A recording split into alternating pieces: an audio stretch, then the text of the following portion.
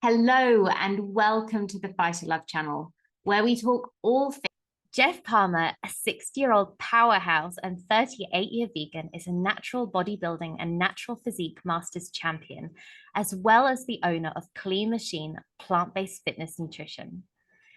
He's an author, national lecturer, vegan patent holder, and 2 times NEXTY winner for Best Supplement of the Year in 2016 and 2018. Geoff was selected number 40 of the top 100 most influential vegans by Plant-Based News. Geoff created the first 100% vegan bodybuilding competition in the world. In search of plant-based replacements for the most commonly consumed animal source supplements, fish oil and whey protein, Geoff was the first to launch Ahiflower oil, clinically proven to be up to 400% more effective than flax at conversion to long-chain omega-3 EPA. With the launch of clean green protein with Lentine, Clean Machine also became the first company to provide Lentine to the people, a plant protein higher in essential amino acids and branch-chain amino acids than pea, rice, hemp, and even soy. Lentine is also a bona fide superfood, in many ways more nutrient-dense than kale, spirulina, chlorella, and moringa. Lentine is the first and only plant protein comparable to whey protein in amino acid score, and it's the first and only plant shown to contain 100% of the daily value of naturally occurring bioactive B12. As far as true plant-based innovators go, it would be hard to surpass Geoff, and I owe him immense gratitude for opening my eyes and my mind to Ahiflower oil, which my company has just recently brought to Australia and New Zealand as a brand new ingredient. Geoff, it is my utter pleasure to welcome you to the PhytoLove Channel and podcast. Thank you so much for having me and for being a champion and bringing Ahiflower to the other side of the world. It's my dream to really make some of these incredible plants more accessible. So thank you for your partnership in making this happen to reach more people. So these plants, these amazing plants, can help more people. And I think that's one of the most incredible things about you, Geoff, is that your integrity just shines through, and it's so clear that you're involved with what you're doing for all the right reasons. And that's why I think so highly of you. And I'm so excited for us to discuss Ahiflower in more depth today. Thank you again for having me. It's an exciting topic, but I think it's a topic that has been maybe misunderstood, maybe not completely understood, and some of the data may be misinterpreted or come to wrong assumptions. Yeah. But that's the way science works. It's nobody's fault. We make assumptions based on the limited amount of data we have. And as we find more data, we find better answers. I love that about science. It's always fun being wrong because it means you have newer and better information. Absolutely. And we're going to go through all of that information in so much depth today, which I'm really excited about. But before we get into Ahiflower, I would love to, as a very prominent vegan, I would love to know your backstory. You've been vegan for many decades now, and you're obviously in exceptionally good health. I'd love to know how you came to veganism and how Clean Machine started. Yeah, so I kind of look at people's transitions to veganism in 2 different ways, from the inside out or the outside in. And mine was unusual because it was from the inside out, not even really knowing there was a word vegan or a philosophy of vegan. It came from me having an extraordinary breakthrough of suicidal depression.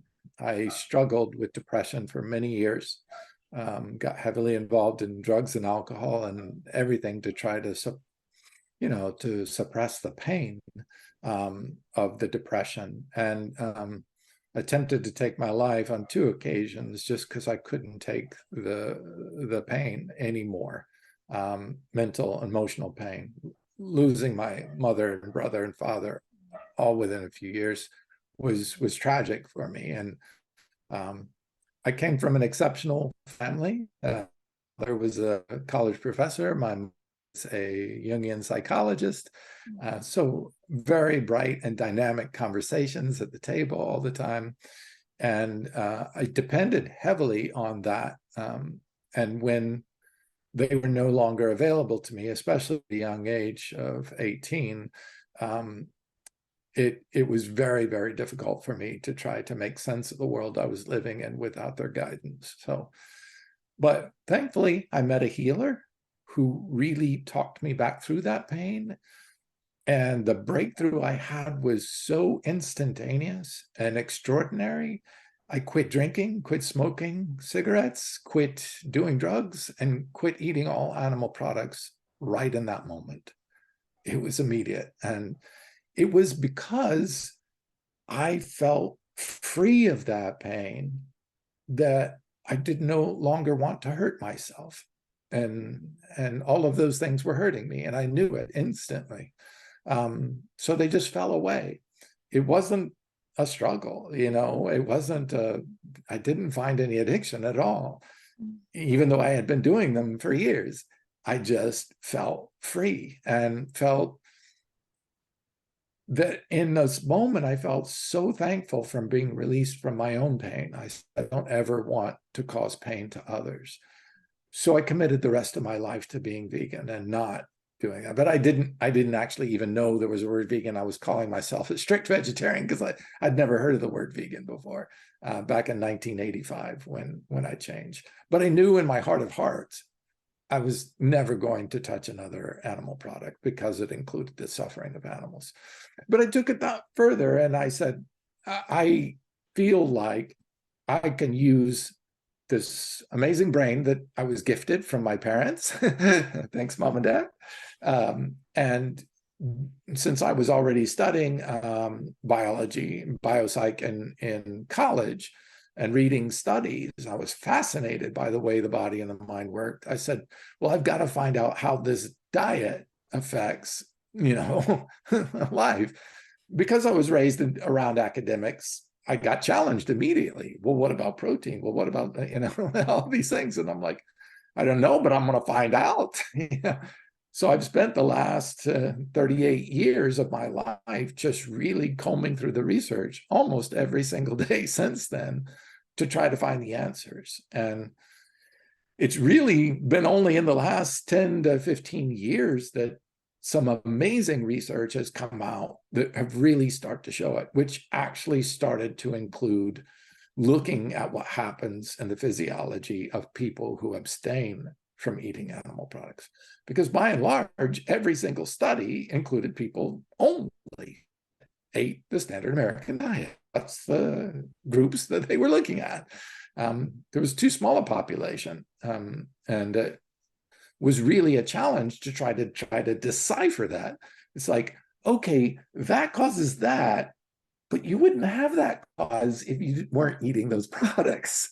So would you even have that problem to begin with? And it's taken a long time, and it's been a long journey, but I'm so glad we have research now that actually shows what's really going on and the difference, especially in the microbiome, the huge difference that happens when you change the diet. It changes our physiology, it changes our microbiome, it changes a whole cascade of chemical events that happen in our body. And of course, it improves our health, both from removing the negative as well as increasing the positive. So it's a double effect. Yeah. That's such a beautiful story, Geoff. Thank you so much for sharing it. We've actually got a lot of things in common, aside from our love of Ahiflower and our love of veganism. I also struggled with very, very severe depression for a huge portion of my life. And I've got to say, it really is night to day in terms of how I feel now. It really changed everything when I switched to a plant-based diet. And I wake up every day with just so much joy and gratitude for life, which is, as I'm sure you would understand, as somebody who also suffered severe depression, just the absolute opposite. I used to look forward to going to sleep every night so that I didn't have to be awake. And now you know, I love sleep. I really enjoy my sleep, but I wake up and I'm so thankful for every day and how wonderful I feel. So, yeah, veganism, you know, as if you're eating a whole food plant-based diet, not necessarily all the junk food, but the changes Right. that you notice to your mind, your body, your spirit are just, I don't think there are really words for them, to be honest. No, and I feel so grateful to never have suffered a day of depression in Mm, 38 years. yeah, incredible. And when, people, say, well, yeah, you were abusing drugs for 8 years, you just stopped in one day and felt nothing. And I said, yeah. Mm, And it's just, not even fathomable to people because I corrected at the root cause. And I think once you go in and make that change. So I learned that I the world, over 40 different countries, just studying different cultures and how they chose to create transformational experiences in their lives. Many spiritual practices and religious practices for sure, but there were in almost every culture that they used as a catalyst, whether it's fasting or breathing techniques or yoga or meditation, or there's all over the world, they have these different techniques to try to create these inner changes, right? And I felt like, okay, but my experience was pretty extreme. Not what I would expect most people to go on to. So I said, well, what are some ways that modern Americans would be able to create transition? So I was doing a sweat lodge at a Native American sweat lodge and had an amazing transformational experience through that. And I looked at the experience itself. You go into a sweat lodge, you pour water on the rocks, and your temperature soars immediately. And this outpouring of sweat, right? And then this outpouring of emotion and this outpouring of thoughts and experiences. So I was like, oh, they just took the physical experience and moved it dramatically, quickly. And then the emotional experience and the physical and the energetic self want to move with it. Yes. And it creates this shift, Absolutely. a different look Yeah. and different perspective, and allows you to see the world in a slightly different way. And awakens you basically to a different way of embracing life. And so I said, all right, but what's something that everyday Americans could do? Well, they love to exercise because they want to look good, right? Yeah. I said, okay, combine a whole food plant-based diet with exercise. Maybe that shift could happen again, because you can take the outside body and move it to a shift, to create a shift, or you can take the inside body, although it's much more difficult for a lot of people to try to reach that inside the body. I talk to people about, oh, I've been meditating for years, I don't get anything out of it. It's like, I know. But if you can take really good physical exercise practices to feel that shift and alive in your body, get those cells doing exactly what they're supposed to do, re-energize, and then feed it with this amazing plant pure diet, wow, you can stimulate the body to have a physical experience that is so different that we could create shifts. So that's my little method. I thought, okay, well, this is some way, and it's healthful. I mean, what are the two most important things besides a good sleep and great relationships is eat right and exercise, right? Yeah. Who doesn't understand that? Yeah. Amazing. So I understand why we're both deeply passionate about veganism. That makes a lot of sense to me. But other people who don't really understand Ahiflower oil yet probably don't understand why we're both as passionate advocates of this omega oil as we are. I would love to know your personal reasons for why Ahiflower excites you as much as it does. Right. So obviously, the very first question most vegans get from non-vegans is, where do you get your protein? Well, all essential amino acids, those are the amino acids that we have to get from our diet. It's essential that we get them outside of our body because our body can't create them, right? They're all made by plants. And there's some microbes that actually make it too, but we don't go around eating a bowl full of microbes for breakfast. So we get all of our essential amino acids. All animals do. They all originate in plants. Even the carnivores are eating animals that ate the plants. They all originate there. So only plants make essential amino acids. That part people are starting to get aware of. Not everyone, but more people are starting to become aware. Okay, all essential amino acids all come from plants, originate from plants, so you can just get them from plants. But there's still a big misunderstanding that somehow essential fatty acids must come from animals. And they don't need to. There's actually only two essential fatty acids. That's ALA, omega-3, and LA, omega-6. So only one of the omegas is actually essential, meaning we can't make it. Only plants can make it. No animal can make it. And that is ALA. And Ahiflower is one of the plants that actually makes that ALA for us. So most people, like when they go into a vitamin store, they're told, oh, you need omega-3, EPA, and DHA. Well, actually, they're non-essential. They're not essential because our body can make its own. So where did we get this idea that EPA and DHA are important and ALA is not? That's peculiar. It's because ALA is actually the only essential fatty acid, the only one we have to get from outside of our body because nothing else makes it but plants. All animals can take ALA and convert it. Well, I take that back. All herbivore animals can take ALA and convert it into EPA and DHA. Carnivores, true carnivores, cannot convert ALA down to EPA and DHA. They consume other animals. There's no ALA in animals, very little. And so they only start with EPA and then go to DPA and DHA. Whereas all herbivores start at ALA and go down to SDA, ETA, EPA, then DPA and DHA. So why do herbivores, all herbivores, including humans, have this chain of events? Well, it's two reasons. One, so that our body can regulate the amount, and two, because we use all 6 different forms for different reasons in our body. Now, what's really key here in this conversion, this 5-step conversion, is that our body can epigenetically turn on a gene and produce an enzyme to do the conversion process and then stop and leave it at that.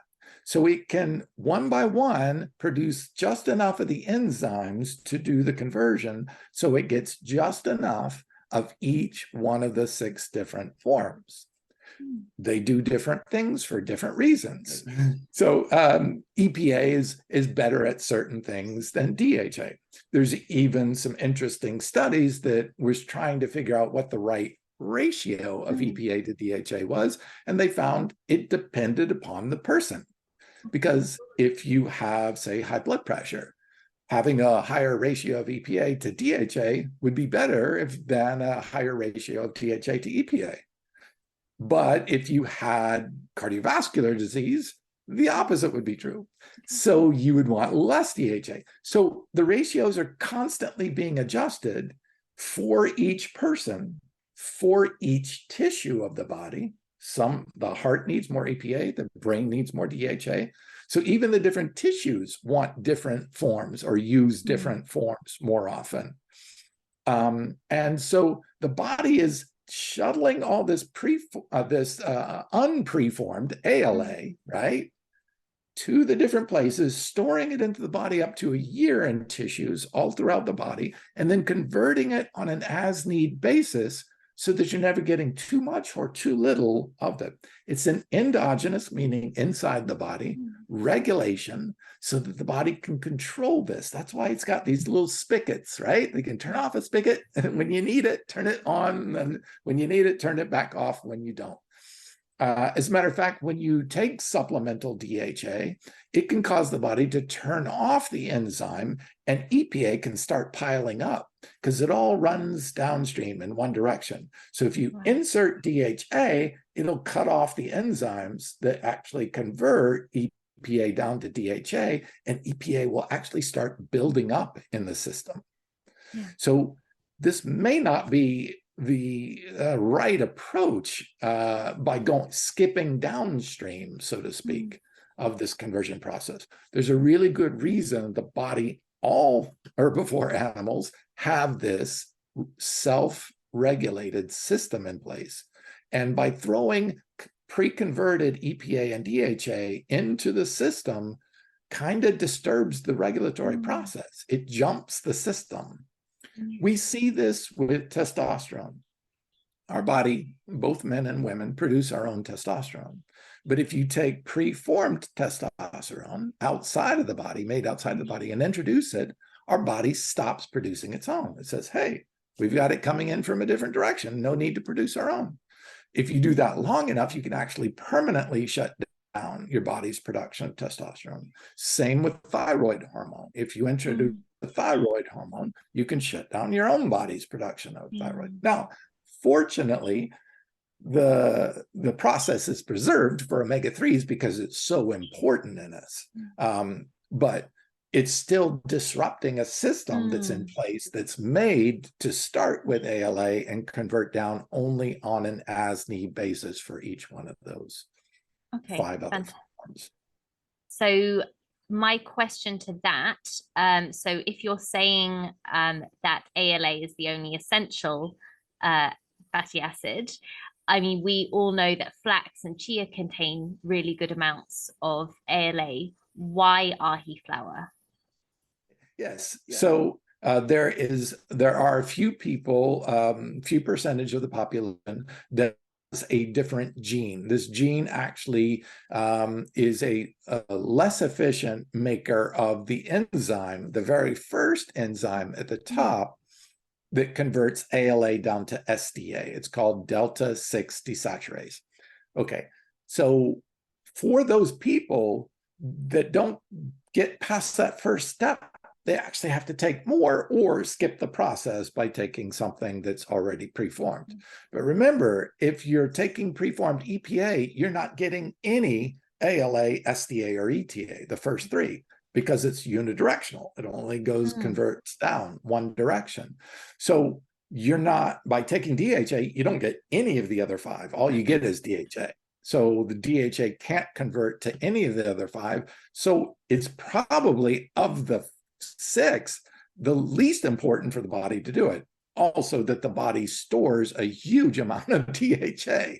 Our brain uses about 2.5 to 3.5 milligrams of DHA, yet our body is known to store 50,000 milligrams of DHA in our fat, liver, and brain tissues. So our body builds a level of DHA and holds on to it so that if we're in times of food scarcity, we always have enough backup to run the body on essential fatty acids. All right, so the real reason that delta 6 desaturase is still unknown to us, but what we can do is utilize something that has a higher amount of SDA. That jumps that first, what they call the rate limiting step, right? It limits how much of the rest of it can be converted. So if you can skip that first step and then supply it, then you're still getting all the ALA and all 5 of the other forms. You don't have to skip all the way down to EPA and DHA. You can skip that first step with higher amounts of SDA, but there's so few plant sources of SDA. I mean, hemp was one of the few that had SDA. But when I read about Ahiflower and found it had 10 times the amount of SDA, and flax and chia have 0 SDA.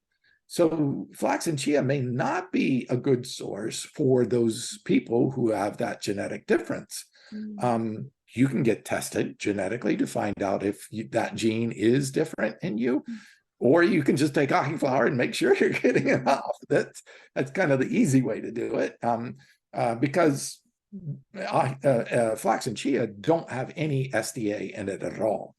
And Ahiflower is the richest non-GMO source of SDA of any plant we've discovered so far. Yeah. And it's not just people with that genetic variant who would benefit as well. I mean, because the delta 6 saturase enzyme shared by both the omega-3 pathway and the omega-6. So you've also got non-vegetarians, people eating a lot of processed foods, you know, all the omega-6 cooking oils, all of those folks, which, let's be honest, is most people. They could all be benefiting too, right? 100%. We're getting way too much omega-6 in our diets. There used to be belief that omega-6 was pro-inflammatory, and it's really not. Okay. So that was a big misunderstanding. Now, omega-6 omega-6 LA can convert down to GLA, DGLA, and arachidonic acid, and then all the way down to DPA. Most people haven't even heard of it, but it runs on the same enzymes. The conversion of omega-6 uses the exact same enzymes that are used by it. Now, some people say, oh, there's competition there. I don't believe in the competition theory. I actually believe that the body is either using omega-6 or it's using omega-3 for its correct purpose. It's not that they're competing for the enzyme. It's if you're wanting arachidonic acid, which is pro-inflammatory because you have an injury, you're not wanting to produce omega-3 EPA or DHA because they're anti-inflammatory. You don't want an anti-inflammatory canceling out your pro-inflammatory. You need that pro-inflammation. Like when I work out, when anybody works out, I should say, take it away from anecdotal. When anyone works out, they release arachidonic acid. So omega-6 arachidonic acid is stored in muscle tissues. So as you're squeezing that muscle tissue, you're actually pushing out some arachidonic acid. Now, it activates a cell signaling. It's saying, hey, wait a minute, there's a lot of stress on this muscle. Bring over some pro-inflammatory states so we can add more fluid, more water, more blood flow to the area. That's when you get swole. That's part of the mechanism of getting swole, but it's basically the body healing and repairing itself because you're stressing it to the point of possible injury. That pro-inflammation is necessary for building muscle. That arachidonic acid plays a very important part of it. What you don't want is too much of it. So that's where the body can turn off one and turn on the other. Some omega-6 to get some pro-inflammation, some omega-3 after the fact to bring that inflammation down. These are not only the omega-3s and omega-6s, but they also have metabolites of their own, resolvents, that resolve or clean up the mess, so to speak, of the inflammatory, anti-inflammatory, pro-inflammatory, anti-inflammatory relationships that are going on in the body. So when we consume animal foods, we're often getting a lot of arachidonic acid, right? Just a lot more than the body needs. Even though it's necessary, we don't actually need to be consuming preformed arachidonic acid. Is that correct? Correct. So here's a really interesting thing on that. So it was all this, oh, you're eating vegetable oils, which are all pro-inflammatory. Well, actually, vegetable oils are LA, linoleic acid. So linoleic acid actually is anti-inflammatory. So the first 3 steps are used by the body for anti-inflammation. What's LA, DGLA, and GLA? They're all anti-inflammatory. So that's their purpose and function in the body. It's only when you convert it all the way down to arachidonic acid that it becomes pro-inflammatory. Now, plants do not make arachidonic acid, period. None, zero. So you don't get that from plants. You get the 3 versions prior to that: GLA, which is found in Ahiflower, and LA, which is also found in Ahiflower. So these are the better forms, and the body won't convert it to arachidonic acid unless it needs it. Now, when you're eating animal foods, they're full of arachidonic acid. So especially farmed animals, and they're living under extreme stress, they're loaded with arachidonic acid because the animals are in a very inflamed state.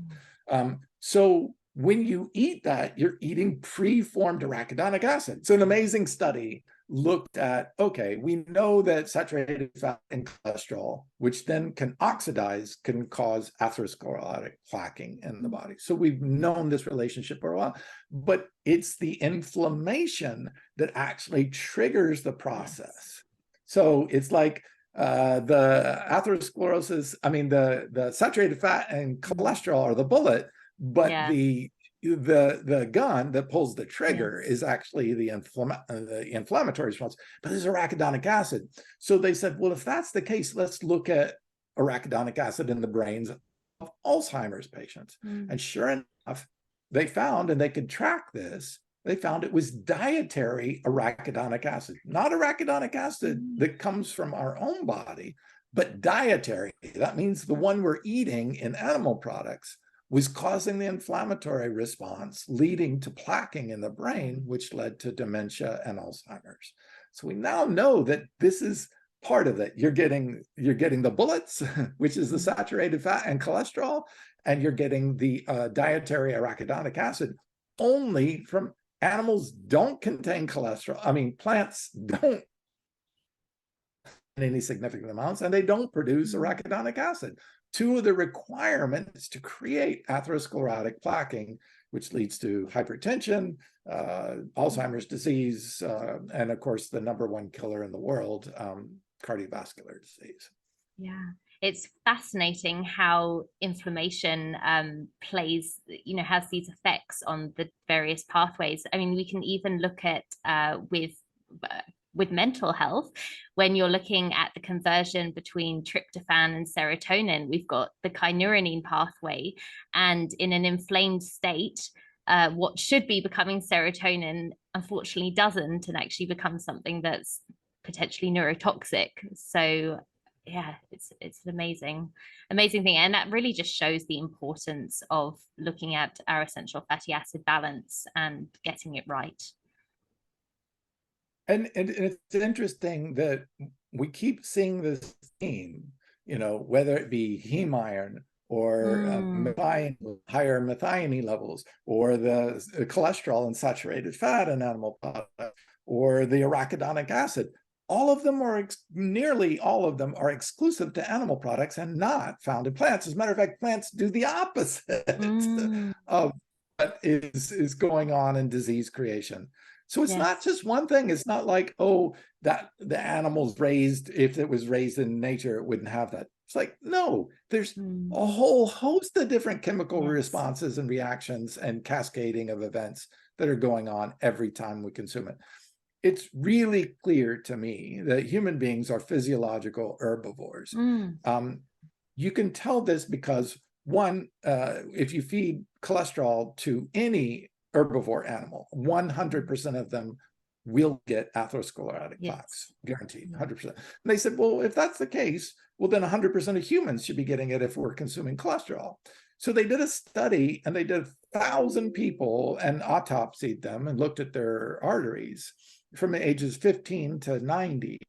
And they found that's exactly true. 100% of the people had atherosclerotic plaquing in their arteries. They found it as early as the age of 9 years of age, already starting to the beginnings of the #1 disease killer in the world. 50% of Americans will die from atherosclerosis in one form or another in the United States. I mean, it's our diet, and it's that preventable and reversible even. Dr. Dean Ornish really did an amazing, award-winning expose showing reversing heart disease and atherosclerotic plaques. That's a mouthful. Just using a plant-pure diet, a low-fat plant-pure diet. I was going to make that point myself. The only proven diet to be able to reverse that plaque buildup is a whole food plant-based diet, and it's been shown by Esselstyn, it's been shown by Ornish. It's I feel very blessed that we have chosen this way of living. And heme iron is another great example of that. If you feed cholesterol to a carnivore animal, they will never, ever get atherosclerosis. So their thyroid gland actually produces a specific set of chemicals that prevents that from happening. So same with heme iron. Heme iron can cause cancer. It's a known carcinogen. We actually know the multiple pathways of nitrosamines and other carcinogenic compounds that are created by heme iron. Heme iron's only found in animal products. It doesn't exist in the plant kingdom. So there's only one way you can get that. And then the plant-based iron is often bound to IP6. IP6 actually prevents cancer. It can actually block cancer, kill the cancer cell, and even reverse the cancer. The IP6 can go in and change the DNA to make it the oncogene in the cell and reverse it back to things. That's published human studies. You can Google it and look it up yourself, IP6 and cancer. It's an extraordinary thing. There's actually a brand new drug that just came out 2 weeks ago that is modeled after IP6, claiming to be the first thing that can actually reverse cancer. I'm like, well, not really the first thing. The plants have been doing it for a couple million years. Yes. It's so fascinating when people because there's a lot of people who are very skeptical about herbal medicine and the power of plants, but when you look at pharmaceutical drugs, a whopping percentage of them came from plants initially that have just been changed beyond recognition and now come in a pill. So, and more often than not, the purposes for which they're used, their drug applications are the same as for which they were used in traditional herbal medicines. So and plants have a couple million year head start on figuring out how to control diseases. So exactly. Why not evolutionary take advantage of all that they've learned and just copy it, right? I should say so.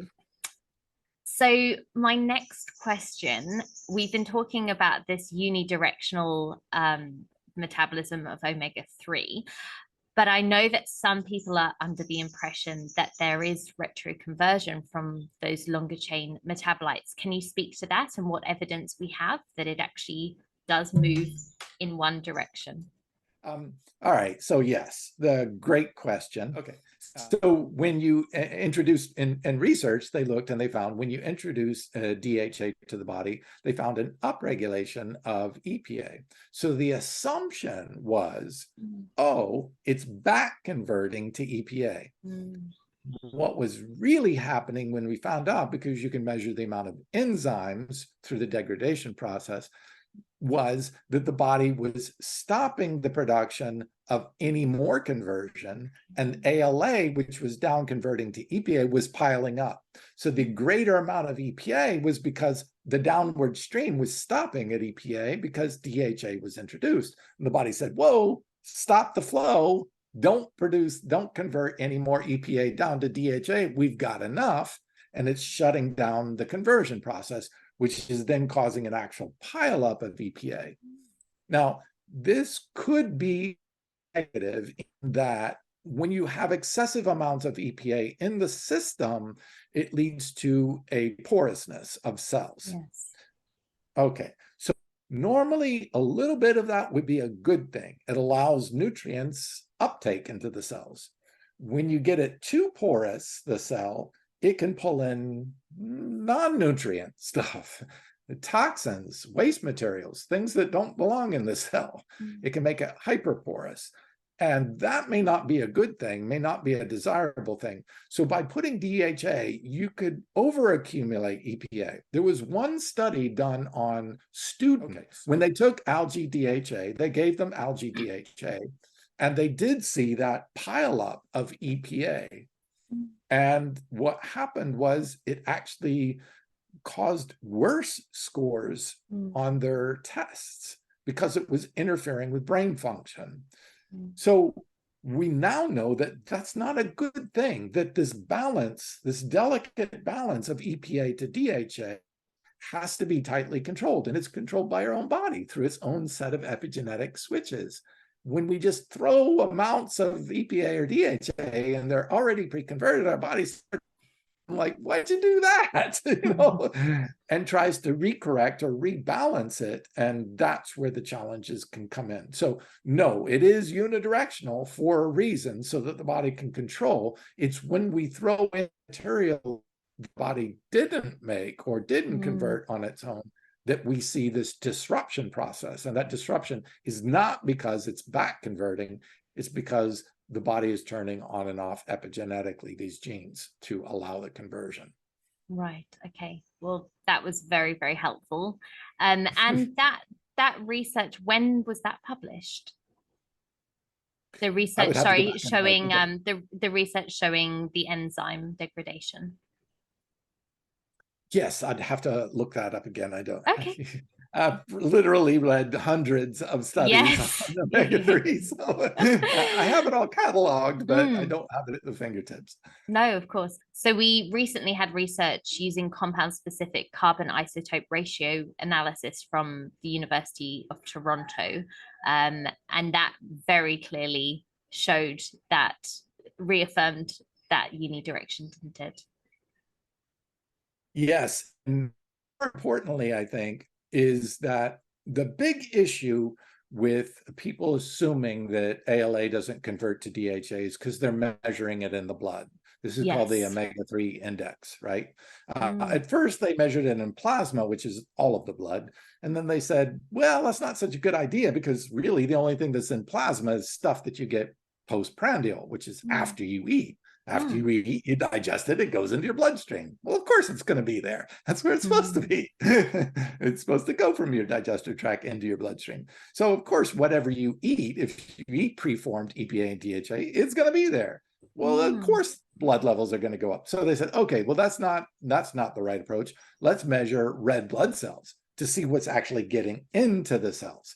So again, they're using blood because this is a non-obtrusive way. You can do a blood draw and nobody complains.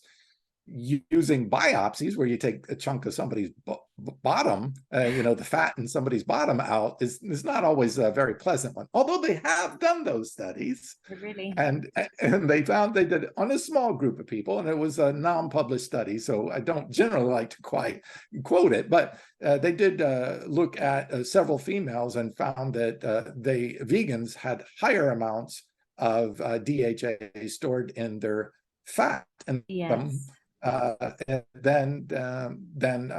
than those that were eating preformed EPA and DHA. Wow, fascinating. Yeah, I haven't come across that study. You'll have to send that my way. Yes, I'm gonna have to dig it up again because it's a small study. So I usually don't like to cite it, but it was an interesting one. I think the EPIC Norfolk study showed a little bit more clearly about how the enzyme the EPIC Norfolk study looked at, was one of the first to look at comparing those on a plant pure diet and those eating fish or algae or other supplemental forms of preformed EPA and DHA. When they found was that the conversion rate significantly increased if you were not consuming preformed EPA and DHA. And even the researchers in the study said, we found the highest rates of conversion was in those not consuming any fish or supplementation. So that made it really clear, okay, that's because our body is turning on that gene if you've got more ALA to convert it. But measuring it in the blood, they didn't see that. Only 1% was happening in the blood. So they said, well, wait a minute. You say that the higher conversion rate, but then we look at the blood and it's not happening because it's not happening there. It wasn't until this study came out, thank you, Professor Methrel and Brasnet, that put these studies together and really looked at it. Now, carbon isotope is, so all fatty acids are long chains, and what's they called? Long chain fatty acids, right? The long chains of carbon. So they leave a carbon signature when they degrade. And we can see that and we can identify, okay, that's how much was there, or that's how much ALA got converted to DHA. So this carbon isotope study is finally definitively showing us exactly how much ALA is being converted to DHA. So we finally now have in our evidence. What they found was that up to 50 times more ALA was converting in tissues through biosynthesis than was actually being converted through enzymes in the bloodstream. So now we have evidence that the total body conversion rate is about 50 times more than we're seeing in blood. Yeah. So for this reason, I don't think that the omega-3 index, which measures only blood or red blood cells, is an accurate test for vegans. Now, it may be closer to accurate if you're not vegan because you're getting preformed sources. So it's already made into EPA and DHA. So measuring it in the blood would make more sense.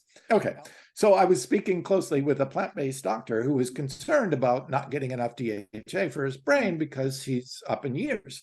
And it makes sense. But he's been vegan and was like, should I be taking an algae supplement? So he did a study, and on a one-person study of himself, and went and got his blood tested at different amounts of taking ALA. So when he took ALA, he found that the total amount of ALA and EPA in the red blood cell increased, but the DHA decreased the more ALA he took. Okay, so another study I found, which I shared with you, showed that DHA increases LDL cholesterol. Now, EPA and ALA do not do that. Now, you may not want to increase LDL cholesterol in the bloodstream because if it oxidizes, it can actually lead to atherosclerotic plaques. So they also looked and found that ALA and EPA prevented oxidation of LDL cholesterol. DHA not only did not prevent it, it interfered with ALA and EPA, preventing that oxidation. So it allowed for LDL oxidation. So by taking DHA and putting it in the red blood cells, you're actually potentially leading to a bad scenario. So what I saw when he was saying, oh, the more ALA I took, the less DHA was in the blood, I'm like, that's awesome. That's exactly what the body should be doing. So, you know, by putting DHA, you could actually making it bad for the blood. So it was amazing that the body was doing exactly the right thing. It was taking ALA and EPA and storing it in the red blood cells and kicking out DHA so it would not have these potential negative effects of increasing LDL cholesterol and allowing for more oxidation of the LDL cholesterol. That's exactly what the blood should be doing, because that's not what you want in the blood. Now, if you do it in tissues where the conversion can happen, then it's great. You know, so the body is doing exactly what it should be doing in this case. We were just misinterpreting the data, assuming that ALA was not converting, and that's why the lower amount. So for those of you who are vegan and going out there and getting a blood work test for DHA, and you're saying, oh, it's really low, it may not be low. You know, the only proper way to do this would be a more intrusive testing. But now we have data that can make us feel much more rest assured. One, that the body is storing a huge amount of DHA. Two, that our body is actually 50 times more converting than what we see in the bloodstream. Even at 1%, it might be enough to produce that if you're, but if that, well, then it's more enough and it's not an issue at all. So we have the data to hopefully let people feel not so afraid of consuming ALA, and especially something like Ahiflower, which is rich in ALA, SDA, and GLA and LA omega-6, giving you a nice full spectrum of complete omega sources that will provide all of the things that your body needs and allow your body to do the work of converting and do it efficiently. That is an excellent summary of Ahiflower, and that's exactly how I see it too. Just the most complete, best balanced, broadest spectrum omega source that I am aware of. So yeah, that's why I love it too. And why it won the NEXTY award, right? For, Yay! yes, that's the top supplement award in the United States. Out at the Yeah, largest natural products trade show in America. It's given out to one company every year. So proud to amazing. win that with the folks at NCI who Yeah, produce Ahiflower. very, very well deserved. And our brand of Ahiflower oil, PhytoLove Ahiflower oil, we are set to be available in 2 weeks' time, and we're already listed as a finalist for the 2023 Clean and Conscious Awards Best Supplement. So we'll find out the results of that in September, around the same time as our launch, which is very exciting. So fingers crossed for that too. Congratulations. That's awesome to hear. And I'm glad to hear more and more people are starting to find out about this amazing plant, its health benefits and what it can do for people. Getting a plant source that is so complete like this, higher in SDA than flax, chia, or hemp, a more complete, more total ALA, omega-3, omega-6, and SDA than any other plant. It's just, so rich and full of what our bodies really need. Yeah. It's an honor. I still say, I love getting awards, but for me, the awards are for the plants, really. They're the heroes. Yeah, that's true. Very, very true. We're just vehicles to The deliver them to messengers. the people. Absolutely, absolutely. So, as a closing point to our Yes. wonderful conversation, which I think will have been so enlightening to so many people, I hope. What are your thoughts? So, for me, one of the main reasons I care so much about bringing a fish alternative to the population is because of the absolutely dire state of our oceans. What are your thoughts on our needs to replace fish oil? Yeah, according to latest research from World Wildlife Foundation, up to around 50% of the entire sea life population has already been wiped out by humans. The fact that we have nuclear power plants bleeding into the ocean and dumping, like Fukushima, dumping radiation into the oceans, that we're sewage dumping, that we've got a plastic heap of microplastics that is doing that. Even here in Florida, they did a study and they captured bonefish from all around the state. And every single one of the bonefish that they captured had up to 14 different pharmaceutical drugs in it. It's from Wow. pharmaceutical dumping, but also from people just urinating out the drugs unprocessed and then being flushed into the sewage tanks, which we call our oceans. Yeah. So we've got plastics, we've got pharmaceutical drugs, we've got radiation, we've got oil spills. All right, so let's talk about overfishing then. So overfishing is depleting the amount of fish. And, some people say, well, Geoff, so what? If we run out of fish, we run out of fish. And I'm like, okay, well, that's not exactly how it works.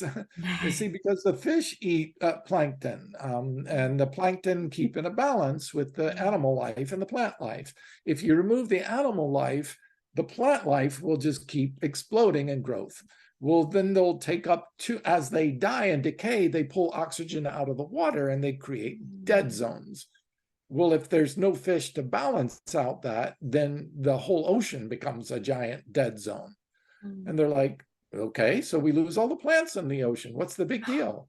70% of all the oxygen you and I are breathing right now comes from phytoplankton in the ocean. A lot of people think the beautiful rainforest behind you is a beautiful picture, by the way, but that's not where most of the oxygen is coming from. It's coming from our oceans. And if we wipe out the fish, we could wipe out the plants. If we wipe out the plants, we will not have sufficient oxygen, and only billionaires who can afford to create their own oxygen will survive. Yeah, it's pretty terrifying. I love the quote from Sylvia Earle where she says that what we're doing to the oceans, we're doing to ourselves, which I think is so true. we feel, as humans, we just feel so separate to the ocean because we're land dwelling beings, but we are so unbelievably interdependent with the oceans.